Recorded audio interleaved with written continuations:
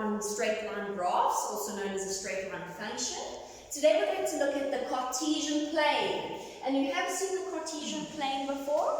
A Cartesian plane is made up of two axes, the x-axis and the y-axis.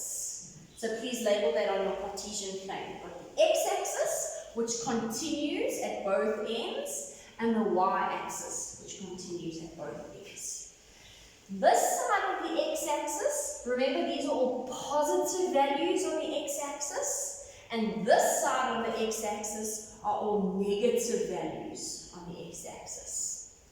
Above the x-axis, we have our positive y values, and below the x-axis, we have our negative y values. Where they meet, this point here has coordinates of 0 on the x, because it hasn't moved left or right, and 0 on the y, because it hasn't moved up or down. And can you remember what we call this point? This point is called the origin. This is where our graph originates from. So we've got our origin. So when we're learning about our x coordinates, which always comes first in a set of coordinates, we always have x first.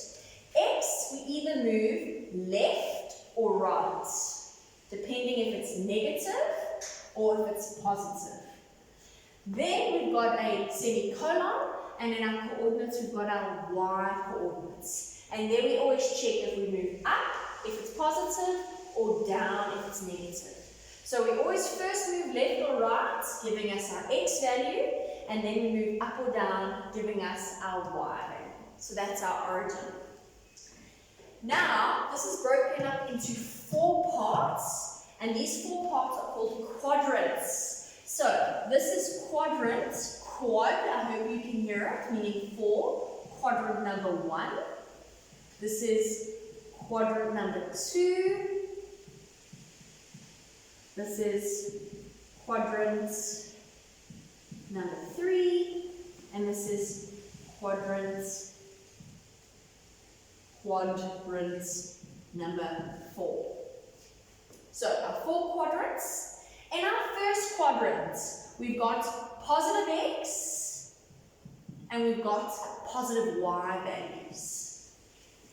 In our second quadrant, we've got negative x values with positive y values. In our third quadrant, we've got negative x values and negative y values. And in our fourth quadrant, we've got positive x values with negative y values. And that's our Cartesian plane.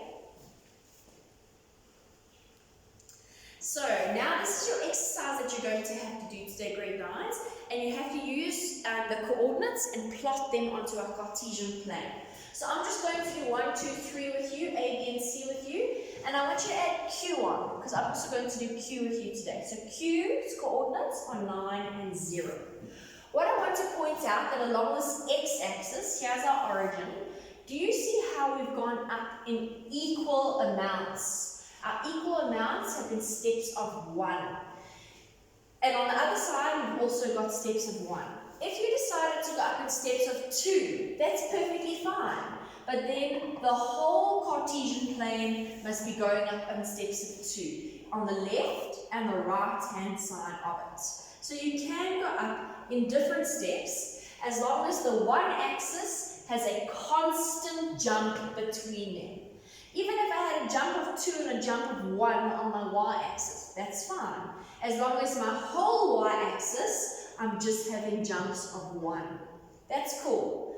Each axis can have its own interval, its own steps, as long as it's constant, doesn't change on that axis. But yet again, I'm still just going to go and fill in this, because this is the picture you have on your worksheet. So we're going to use it. And we're going to talk about how we quickly plot these points and what I want you to do. So A is -4, 10. Remember, we start with left or right movement on our x-axis, and then we go up or down movement on our y-axis. So we start at our origin. That's where we originate. and we go to -4 left or right. So there's -4, okay? Then we look at 10, and then we need to move up or down. It's +10, so we move from -4 up to +10, and we make a point. And I want you to label each point. That's going to be A. Don't label it with the coordinates because you're going to run out of space. It's going to look confusing. I've labeled each of the coordinates for you. You just use the associating coordinates. Right, so we've done A. Now we're going to do B. X is 7, Y is -9. So from our origin, we move left or right to 7. So I go to 7. Then from 7, I move up or down to -9, and that happens to be down here. Draw my dot, I label it B. Then I'm going to do C with you, X and Y. Now I actually want you to highlight C, and when you've written Q, highlight Q, because these are very important coordinates.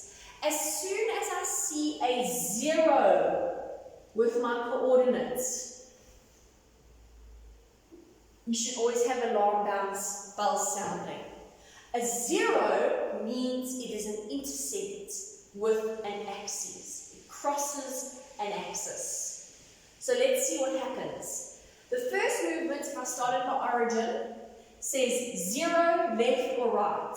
So I don't move left or right. I stay at 0. And then I must move up or down to 9. So because it's positive, I move up to 9.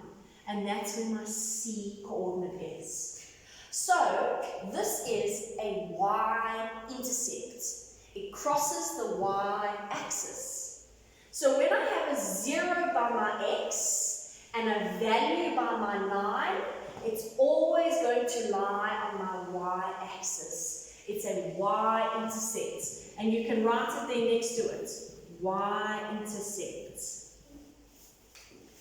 And the last one I'm going to do with you is Q, because Q's also got that 0 point there. So we start X and Y. From my origin, we move left or right first, and we move 9 places. So we move to 9. Then we move 0 places up or down. So it stays there at 9. And that is my Q value over there. What kind of intercept is this? This is an x-intercept because it intercepts with the x-axis.